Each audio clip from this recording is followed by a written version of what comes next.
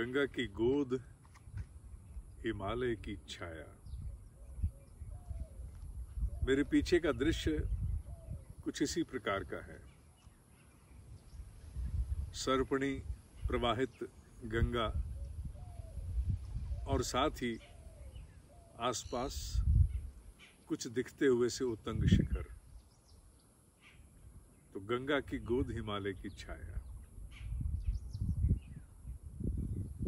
असंख्य वर्षों का तप, ऋषियों से अनुप्राणित यह वातावरण, पवित्र प्रकृति का आच्छादन, सहज अवस्था में ही साधक इसमें निर्मलता को प्राप्त हो जाता है। वातावरण का महत्व ऐसे स्थान पर पहुंचने के उपरांत ही ज्ञात होता है। अन्यथा सामान्य स्थितियों में मन को बटोरने में बड़ी चेष्टाएं करनी पड़ती हैं, पर ऐसे वातावरण में आने के उपरांत मन को जुटाने के लिए जो श्रम करना है वो बहुत कम हो जाता है। केवल कुछ क्षण का मौन, दाएं बाएं निहारना और अंतर्मुखी हो जाना। इस प्रकृति का और तीर्थ की चेतना का सौंदर्य सबसे बड़ा ये है कि यहाँ खुली आंखों से भी मौन को प्राप्त हुआ जा सकता है। सामान्यतः हम अपने जीवन में चुप्पी और उसके उपरांत हम मौन में जाते हैं, आंखें बंद करते हैं, पर यहाँ तो चुप रहने का भी मन होता है और खुली आंखों से ही मौन हो जाता है। यही वो कारण है कि जिन्हें साधनाओं के प्रति अनुराग है वो समय पाकर के समय समय पर ऐसे स्थानों पर पहुंचते हैं जहां प्रकृति का बाहुल्य है, जहां नीरवता है, पवित्रता है, पावनता है, भीतर की शुचिता को प्राप्त होने में अधिक पुरुषार्थ नहीं करना पड़ता।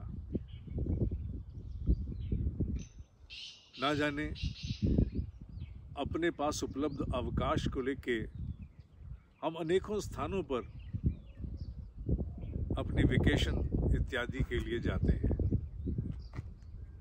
पर ऐसे स्थानों पर आना उन्हीं की प्राथमिकता बनती है जो अंतर्मुखी होकर के अपने स्वयं के अस्तित्व को खंगालना चाहते हैं,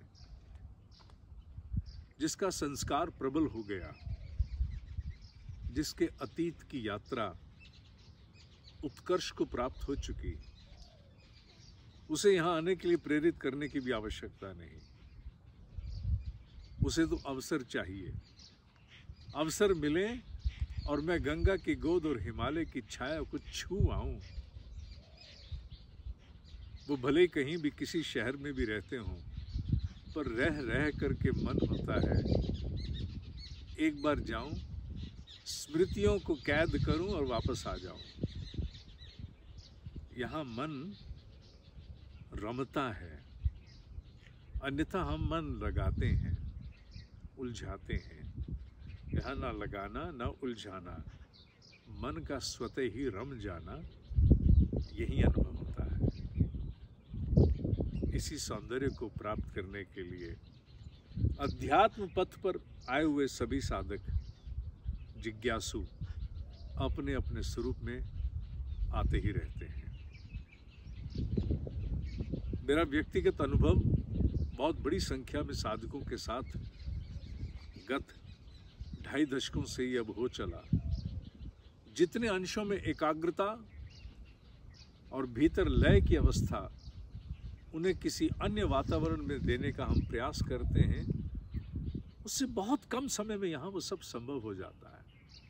सत्य तो यह है कि यहाँ मुझे कुछ विशेष करने का प्रयास ही नहीं करना पड़ता। यहाँ बहुत कुछ वातावरण अपने हिस्से से जुटा देता है। ये सब कहने का तात्पर्य क्या है, क्यों मैं बोल रहा हूँ ये सब बातें? ये सब उनके लिए जिन्होंने इसको चखा नहीं, उनके लिए भी जिनको परिस्थितिवश, जीवन के परिवेशवश आने में, यहाँ लौट कर आने में वर्षों बीत गए, उन सब के लिए जब भी कभी समय मिले अपनी प्राथमिकताओं में गंगा की गोद, हिमालय की छाया। इस पूरी पृथ्वी पर ना दूसरी गंगा है और ना ही दूसरा हिमालय है। नदियाँ बहुत हैं, सबका महत्व है, पर्वत बहुत है, सबका महत्व है, पर इन दोनों का संगम, इन दोनों का संयोग वो केवल और केवल उत्तराखंड के इस क्षेत्र में है, जहाँ दोनों एक साथ हैं, एक साथ। और अगर कहीं ऐसा स्थान मिल जाए जहाँ से, जिस कमरे से, जिस कक्ष से दोनों को देखने का अवसर हो, तो उसे मानना चाहिए कि ना जाने कितने जन्मों का पुण्य फलित हो गया। A credit which prolongs to countless lives has now fructified। बस इतना ही।